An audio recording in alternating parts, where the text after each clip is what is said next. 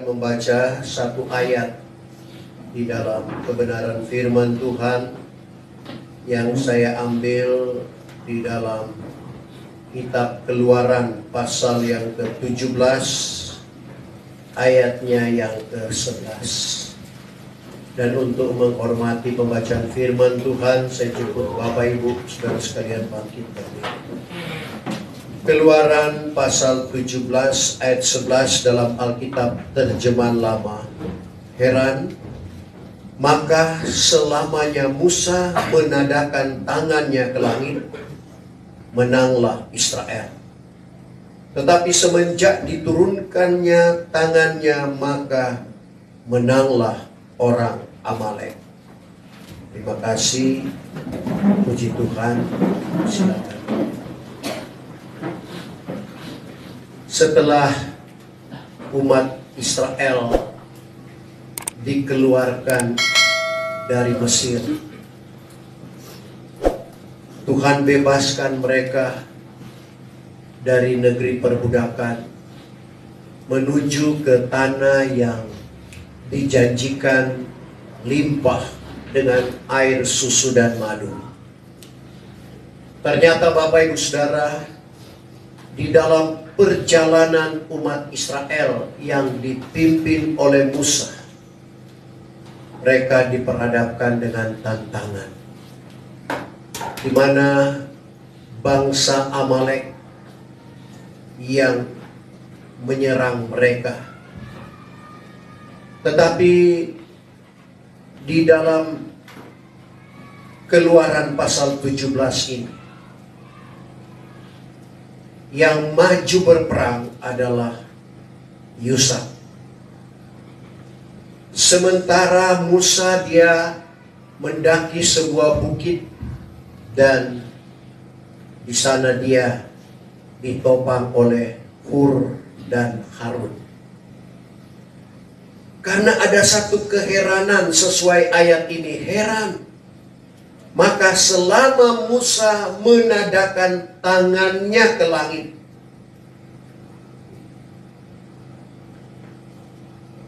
menanglah atau kuat Israel. Sebaliknya pada waktu dia menurunkan tangannya, kuat atau menanglah bangsa Amalek. Demikian di dalam kehidupan Bapak Ibu, saya dan saudara. Sebagaimana perjalanan umat Israel menjadi contoh dan teladan bagi kita orang yang hidup di akhir zaman ini, sebagaimana kembali disuratkan oleh Paulus kepada jemaat yang ada di Korintus dalam 1 Korintus pasalnya yang ke-10, di mana dikatakan dalam ayatnya yang ke-12, ke-11, segala perkara itu sudah berlaku atas mereka itu. Segala perkara itu sudah berlaku kepada umat Israel menjadi teladan.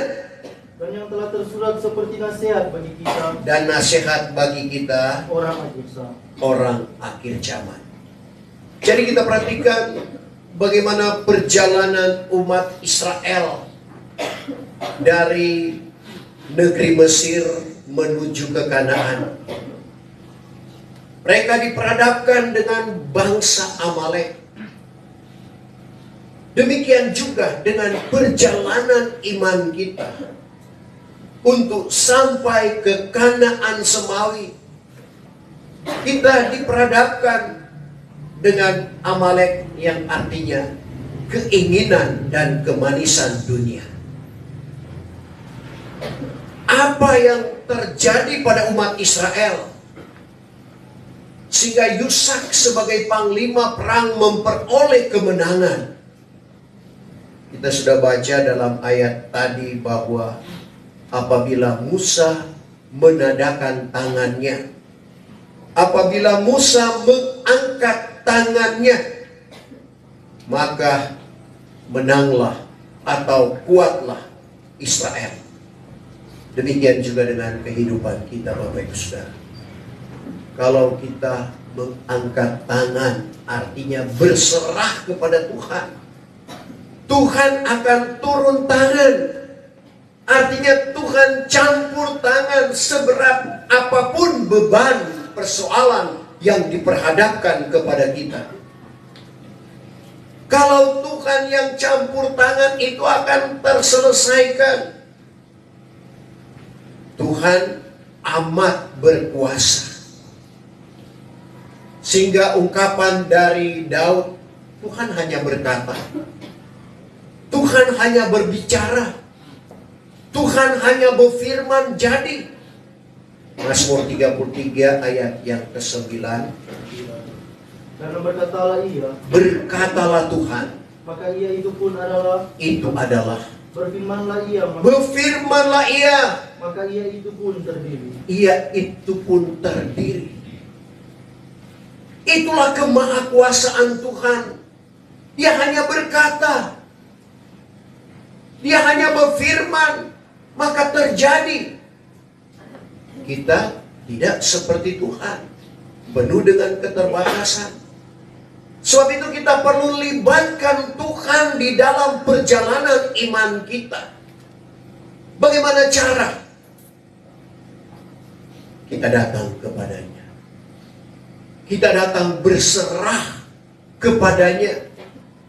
Karena itu merupakan ketentuan Tuhan. Heran, maka selamanya Musa menadahkan tangannya ke langit, menanglah Israel.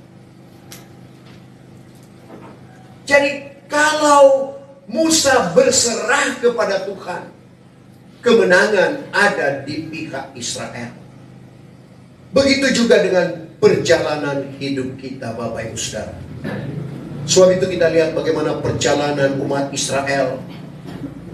Apa yang diungkapkan oleh Raja Soleman dalam 1 Raja-Raja 8 ayat 37 sampai 39. 1 Raja-Raja 8 ayat 37 mulai. Jikalau kiranya dalam negeri adalah bala kelaparan atau bala sampah, atau jikalau ada kelayuran atau tuntutan atau belalang atau riang-riang, atau jikalau musuhnya mengimpitkan mereka itu di negeri tempat pintu gerbangnya, atau jikalau datang sesuatu bala atau penyakit, akan segala permintaan doa dan sembahyang datang daripada seorang orang atau daripada segenap umatmu Israel, apabila masing-masing mengaku salah hatinya. Apabila masing-masing umat Israel mengaku salahnya, sambil menadahkan tangannya dalam rumah ini, di dalam rumah ini. Pada masa itu hendaklah engkau dengar dalam sorga tempat kedudukanmu yang tetap itu, dan ampunilah kiranya, dan tentukanlah begitu bahwa engkau membalas kepada masing-masing seperti patut kepada jalannya, dan setuju dengan pengetahuanmu akan hatinya, karena hanya engkau jua yang mengetahui akan hati segala anak Adam. Engkau yang mengetahui hati segala anak Adam. Anjuran Raja Soleman, apabila ada bala kelaparan, artinya Bapak Ibu Saudara, apabila persoalan datang di dalam kehidupan rumah tangga kita, mari kita mengaku kesalahan kita sambil kita menadahkan tangan, sambil kita mengangkat tangan sebagai tanda penyerahan kita kepada Tuhan. Dan janji Tuhan, Dia akan turun tangan, Dia akan campur tangan, sehingga kepada Raja Soleman di dalam ayat 54 dalam 1 Raja-Raja 8 tadi, hatta setelah sudah Raja Sulaiman berhenti daripada mempersembahkan segala permintaan doa dan sembah ini kepada Tuhan, maka bangkitlah berdiri baginda di hadapan mezbah Tuhan daripada bertelut dengan kedua belah kakinya sambil menadahkan tangannya ke langit. Dia bertelut dengan kedua belah kakinya sambil menadahkan tangannya. Karena sekarang ini dia tahu sebagaimana Musa yang telah menadahkan tangannya sehingga kemenangan terjadi pada umat Israel. Tapi Musa juga adalah manusia biasa. Sebab itu didudukkanlah Hur dan Harun terhadap Musa di batu, lalu keduanya mengangkat tangan. Artinya Bapak Ibu Saudara, Hur dan Harun membela, menopang akan Musa sehingga tangannya tetap ke atas. Ini juga berbicara tentang hamba Tuhan dan sidang jemaat untuk saling menopang satu dengan yang lain. Di dalam kita mengerjakan pekerjaan Tuhan, biarlah hamba Tuhan, sidang jemaat saling topang menopang satu dengan yang lain, saling berserah kepada Tuhan, minta pertolongan yang daripada Tuhan, minta supaya apa yang kita rindukan, kemenangan boleh terjadi di dalam kehidupan kita. Dalam Esra 9 ayatnya yang kelima, Esra pasal yang ke-9 ayat 5. Maka kira-kira pada waktu persembahan petang, bangkitlah aku daripada percintaanku dengan jubah dan baju selimutku tercari-cari. Lalu tunduklah aku dan bertelut, dan kutadahkan kedua belah tanganku kepada Tuhan Allah. Esra menadakan tangannya kepada Tuhan. Di dalam kitab Esra diceritakan bagaimana pembangunan Ka'bah Zerubabel yang dikatakan oleh Sakaria dalam Sakaria 4 ayat 6, bukan oleh kuat, bukan oleh gagah, tapi oleh Roh Tuhan. Berbicara tentang pembangunan Ka'bah Zerubabel adalah berbicara tentang pembangunan gereja Tuhan di akhir zaman ini. Pembangunan tubuh Kristus di akhir zaman ini. Selain kita membangun Ka'bah Tuhan secara jasmani, kita juga membangun Ka'bah Tuhan secara rohani. Sebab itu firman Tuhan selalu mengingatkan kepada kita Bapak Ibu Saudara, karena kita penuh dengan keterbatasan sebagaimana kesaksian-kesaksian tadi. Dan mereka menyadari karena semua adalah campur tangan Tuhan. Dan syaratnya kita harus berserah kepada Tuhan. Sebab itu dengan ayat-ayat firman Tuhan ini mengajak saya juga setiap berdoa, saya menadahkan tangan kepada Tuhan. Karena kita lihat juga di dalam Ayub pasal yang ke-11 ayat 13 sampai 15. Ayub pasal 11 ayat 13 sampai 15. Sebab itu hendaklah engkau membetulkan hatimu, Hendaklah engkau membetulkan hatimu dan menadahkan tanganmu kepadanya. Menadakan, mengangkat tangan kepadanya. Hendaklah engkau membuang salah yang pada tanganmu, Hendaklah engkau membuang salah yang ada padamu. dan jangan ada kejahatan diam di dalam kemahmu. Jangan ada kejahatan diam di dalam kemahmu. Lalu engkau boleh mengangkat pula mukamu dengan tiada berbekas aram. Lalu engkau akan bertetap dan tiada takut lagi. Jadi kita lihat nasihat datang kepada Ayub. Dan nasihat ini juga mengajak supaya Ayub mengangkat tangan dan membuang segala kesalahan yang ada di dalam kehidupannya. Demikian juga Raja Daud dalam Mazmur 143 ayat yang ke-6. Mazmur 143 ayat yang ke-6. Aku menadahkan tanganku kepadamu. Aku menadahkan tangan, aku mengangkat tangan kepadamu, kata Daud. Maka jiwaku di hadapanmu seperti tanah yang ringkai. Jadi kita perhatikan, seperti tanah yang tandus. Biarlah kehidupan kita juga merasakan seperti itu, supaya kita memerlukan air kehidupan yang daripada Tuhan untuk mengalir, untuk membasahi tanah kita yang ringkai, tanah kita yang tandus. Sehingga apa yang dikhotbahkan oleh Tuhan Yesus dalam Matius pasal 5, berbahagialah orang yang lapar dan dahaga akan kebenaran, karena mereka akan dijamu sehingga kenyang. Kita butuh firman Tuhan. Kita butuh Roh Kudus di akhir zaman ini, karena itulah yang akan menuntun kita, membawa kita kepada penyembahan yang benar, bahkan ke tempat kediaman Allah. Perlu firman. Pemazmur dalam Mazmur 43 ayat 3, suruhkanlah terangmu dan kebenaranmu, keduanya akan memimpin daku ke bukit kesucian dan ke tempat kediaman Allah. Terang sama dengan firman. Kita buktikan. Terang sama dengan Tuhan Yesus. Tuhan Yesus adalah firman yang menjelma menjadi manusia. Kita baca dulu Mazmur 43 ayat 3. Suruhkanlah terangmu dan kebenaranmu. Suruhkanlah terangmu dan kebenaranmu, supaya keduanya itu memimpin aku dan membawa akan daku ke bukit kesucian. membawa aku ke bukit kesucian Dan ke dalam tempat kediamanmu. ke dalam tempat kediaman. Jadi kita perhatikan, terang sama dengan firman.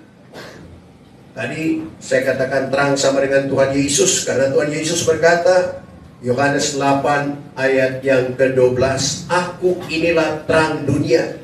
Barang siapa yang mengikut aku tidak akan berjalan di dalam gelap, melainkan akan memperoleh terang hidup itu. Jadi Tuhan yang berkata, aku inilah terang. Dan di dalam Yohanes 1 ayat yang ke-14, bagaimana firman yang menjelma menjadi manusia. Firman yang menjelma menjadi Tuhan Yesus. Jadi terang di sini tidak lain berbicara tentang kebenaran firman Tuhan. Betapa pentingnya firman Tuhan itu di dalam kehidupan kita. Kenapa? Karena pemazmur berkata, Mazmur 119 ayat 105, firman Tuhan itu bagaikan pelita bagi kakiku dan suluh pada jalanku. Kita berada di tengah-tengah dunia yang semakin ditutupi dengan kelam kabut. Yesaya 60 ayat 1-2. Bagaimana bumi ini sementara ditutupi dengan kegelapan. Artinya bumi ini sementara diperadabkan dengan kejahatan. Kita butuh terang. Kita butuh firman Tuhan yang menerangi akan perjalanan kita. Meskipun kita berada di tengah-tengah dunia yang gelap dengan dosa, tidak mengapa kita baca Yesaya 60 ayat 1 dan ayat 2. Ayat 1 dan 2. Bangkitlah jadi teranglah, sebab terangmu datang dan kemuliaan Tuhan terbit atasmu. Sebab sesungguhnya kegelapan menutupi bumi. Kegelapan menutupi bumi. Dan kekelaman menutupi bangsa-bangsa. Kekelaman menutupi bangsa-bangsa. Terjemahan baru itu. Coba terjemahan lama. Bangunlah engkau. Bangunlah engkau. Nyatakanlah cahayamu. Nyatakanlah cahayamu. Karena terangmu ada datang dan kemuliaan Tuhan terbitlah atas Terus, kamu. Karena sesungguhnya kegelapan menudungi bumi. kegelapan sementara menudungi bumi. Dan kelam kabut menudungi segala bangsa. Sampai di situ, kelam kabut menudungi segala bangsa.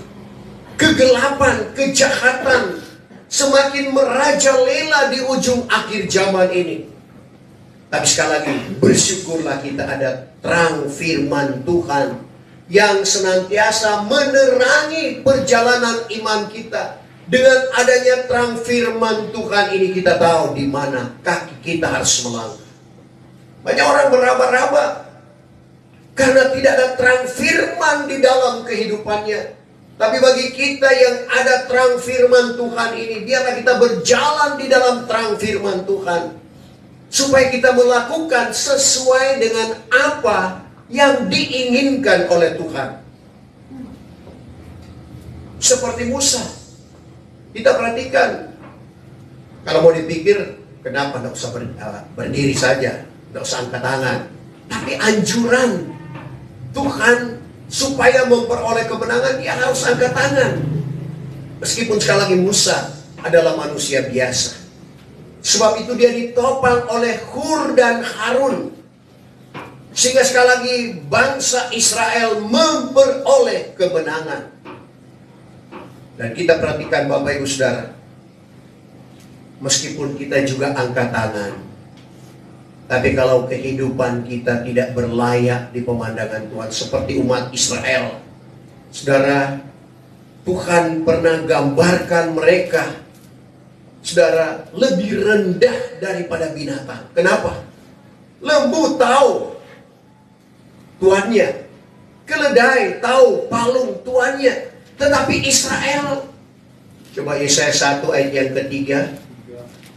Bahwa lembu mengenal orang yang mempunyai dia. Lembu mengenal orang yang empunya dia. Dan keledai pun tahu akan palung tuannya. Keledai tahu palungan tuannya. Tetapi Israel tiada berpengetahuan. Israel tidak lagi berpengetahuan. Dan umatku itu tiada berakal budi. Umatku tidak berakal budi. Sehingga Tuhan larang mereka, jangankan beribadah, menjejak halaman rumah Tuhan pun Tuhan larang. Karena tidak berlayak Bapak Ibu Saudara. Dalam ayat yang ke-12 Yesaya 1. Apabila kamu datang hendak menghadap hadiratku. Apabila kamu datang hendak menghadap hadiratku. Siapa gerangan sudah menyuruhkan kamu menjejak halaman? Siapa gerangan menyuruh kamu menjejak halaman rumahku? Saudara, menjejak halaman pun tidak diizinkan oleh Tuhan. Sehingga Tuhan bilang, sia-sia biar kamu menadahkan tanganmu kepadaku. Seperti dalam ayat yang ke-15 Yesaya 1. Apabila kamu menadahkan tanganmu. Apabila kamu menadahkan tanganmu, aku memejamkan mataku dari Tuhan menutup mata. Jikalau kamu memperbanyakkan sembahyangmu sekalipun. Kamu memperbanyakkan sembahyang sekalipun, tidak juga aku mendengar. Tuhan tidak dengar. Bahwa tanganmu berlumuran darah. Tanganmu berlumuran darah. Dosa yang melekat kepada umat Israel. Tapi Tuhan tidak biarkan. Tuhan inginkan mereka untuk kembali kepada Tuhan. Sehingga Yesaya 55 ayat 6. Carilah Tuhan sementara lagi boleh mendapat dia. Berdoalah sementara lagi ia hampir. Karena meskipun dosa kita bagaikan merah padma, bagaikan warna kermisi, diputihkan seperti salju, diputihkan seperti bulu kambing domba, asalkan kita mau datang bertobat kepada Tuhan. Yesaya 1 ayat 18 dan 19. Kemudian marilah kamu, hendak kita berhukum bersama-sama. Hendaklah kita berhukum bersama-sama. Demikianlah firman Tuhan. Demikianlah firman Tuhan. Jikalau segala dosamu bagaikan warna kermisi sekalipun, Dosa bagaikan merah kermisi, niscaya itu akan menjadi putih seperti salju. akan menjadi putih seperti salju. Jikalau ia itu merah padma sekalipun, Merah padma sekalipun, niscaya ia itu akan menjadi putih seperti bulu kambing domba. menjadi putih seperti bulu kambing domba. Jikalau kamu hendak menurut dan mendengar, Kalau kamu menurut dan mendengar, niscaya kamu akan makan hasil tanah ini yang baik. kamu akan makan hasil tanah ini dengan baik.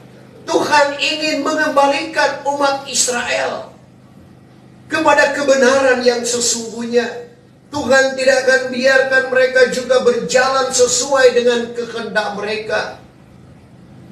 Sehingga sekali lagi Tuhan bilang, carilah aku dan hiduplah. Meskipun kita lihat apa yang dinubuatkan oleh Nabi Amos, meskipun ini juga punya khotbah tersendiri. Tuhan suruh mereka untuk mencari Tuhan, supaya mereka memperoleh kehidupan, supaya mereka memperoleh keselamatan. Tuhan tidak biarkan mereka untuk tetap hidup di dalam kesalahan. Tuhan tidak membiarkan mereka untuk tetap hidup di dalam dosa. Amos 5 ayat 4 dan ayat 5. Maka sebab itu firman Tuhan kepada bangsa Israel demikian, carilah aku dan hiduplah. Carilah aku, carilah Tuhan dan hiduplah, sampai di situ. Bagaimana nubuat dari Amos kepada umat Israel, di mana dikatakan carilah Tuhan dan hiduplah. Tapi jangan cari di Baitul, padahal Baitul adalah rumah Allah. Rumah Allah yang sudah dinajiskan dengan pengajaran akal-akal manusia. Tidak boleh kita ke sana. Jangan ke Gilgal. Saudara, jangan kita jadi seperti kanak-kanak rohani, karena Gilgal itu berbentuk lingkaran atau bola. Bola kalau ditendang ke kiri, ke kanan. Jadi orang-orang yang kanak-kanak rohani. Paulus dalam Efesus 4 ayat 14, jangan sampai kita terombang-ambing dengan segala jenis angin pengajaran yang membawa kepada akal sesat. Efesus 4 ayat 14. Supaya jangan lagi kita menjadi kanak-kanak. Jangan kita menjadi kanak-kanak Beralun-alun seperti gelombang. Beralun-alun seperti gelombang. Dan ditiup oleh segala jenis angin pengajaran. Ditiup oleh segala jenis angin pengajaran. Dengan semudaya manusia dan cerdiknya yang membawa kepada segala akal yang sesat. Yang membawa kepada akal yang sesat. Jadi jangan ke Baitul, jangan ke Gilgal, dan jangan berangkat ke Beersheba. Ibadah yang bukan Roh Kudus yang bekerja, tapi roh emosi. Lalu kemana umat Israel disuruh mencari Tuhan? Karena kita kembali baca dari ayat itu, ayat 5, Amos 4, Amos ya, 5 ayat 4-5. Tetapi jangan bangga sebab itu firman Tuhan kepada bangsa Israel demikian. Carilah aku dan hiduplah. Carilah aku dan hiduplah. Tetapi jangan kamu cari Baitel. Jangan cari Baitel. Dan jangan pergi ke Gilgal. Jangan ke Gilgal. Dan jangan berangkat ke Beersheba. Jangan berangkat ke Beersheba. Karena sesungguhnya orang Gilgal akan dipindahkan dengan tertawan dan Baitel akan ditiadakan. Baitel akan ditiadakan. Lalu di mana kita akan mencari Tuhan? Saudara, firman Tuhan memberikan solusi dalam Yeremia 4 ayat 6. Nubuatan Nabi Yeremia kepada umat Israel. Dirikanlah alamatmu arah ke Sion. Saudara, coba Yeremia 4 ayat yang ke-6. Dirikanlah alamat arah ke Sion. Larilah berlepas dirimu. Janganlah kamu berhenti. Karena aku menetapkan jahat kelak dari sebelah utara dan kebinasaan yang besar. Sion, di mana tempat umat Israel menyembah Tuhan. Sebab itu kelanjutan dari Mazmur 43:3 tadi, jadi suruhkanlah terangmu dan kebenaran. Kebenaran berbicara tentang Roh Kudus, Yohanes 16 ayat 13. Apabila ia sudah datang, yaitu Roh kebenaran, yang tidak lain berbicara tentang Roh Kudus akan membawa kita kepada segala kebenaran. Jadi firman dan Roh membawa kita ke bukit kesucian, yaitu Sion, di mana kita diwajibkan untuk menyembah Bapa dengan Roh. Yang disuruh menyembah hanya yang punya Roh. Karena Yohanes 4 ayat 23-24. Yohanes 4. Tetapi masanya akan datang. Masanya akan datang. Dan sekarang sudah sampai. Sekarang sudah sampai. Bahwa segala penyembah yang benar itu akan menyembah Bapa dengan roh dan Semua penyembah yang benar diwajibkan untuk menyembah Bapa dengan roh dan kebenaran. Karena Bapa itu berkenan akan orang yang sedemikian itu. Bapa berkenan akan orang yang sedemikian itu. Allah itu roh adanya. Allah itu roh adanya. Maka orang yang menyembah Dia wajiblah menyembah dengan roh dan kebenaran. Orang yang menyembah Dia wajib harus menyembah dengan roh dan kebenaran. Jadi kita lihat bukit kesucian di sini tidak lain di mana kita menyembah Dia dengan roh dan kebenaran. Tempat kediaman adalah sorga. Filipi 3 ayat 20. Saudara, ada surga yang mulia yang dijanjikan oleh Tuhan di dalam kehidupan kita. Apabila terang dan kebenaran, firman dan roh yang akan menuntun kita kepada penyembahan yang benar dan ke tempat kediaman Allah. Inilah yang Tuhan inginkan di dalam kehidupan kita. Jalur yang ditetapkan oleh Tuhan. Sebab itu, di dalam menjalani hidup ini. Firman Tuhan mengingatkan, heran, maka selamanya Musa menadahkan tangan ke langit, menanglah Israel. Tetapi semenjak diturunkan tangannya, maka menanglah orang Amalek. Kalau kita berserah kepada Tuhan, kita akan dapat mengalahkan setiap keinginan dunia yang datang berperang dengan jiwa kita. Sebab itu kita harus jauh dari keinginan dunia ini. Seperti nasihat Petrus kepada orang-orang pilihan yang ada pada zamannya, yang ada di Pontus, Galatia, Kapadokia, Asia, dan Betania. Dalam 1 Petrus 2 ayat yang ke-11, Hai kekasihku, aku minta kepadamu seperti kepada orang musafir. Aku minta seperti kepada orang musafir atau orang perantau.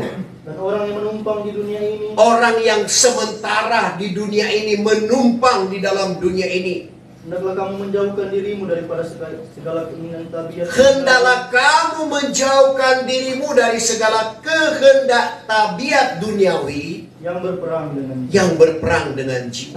Jadi kehidupan kita diperhadapkan dengan keinginan dunia yang berperang dengan jiwa. Sekali lagi kita harus jauhkan dari keinginan duniawi supaya kita memperoleh kemenangan. Tuhan kiranya memberkati firman Tuhan pada pagi hari ini. Saya jemput kita semua untuk bangkit berdiri. Tak tersembunyi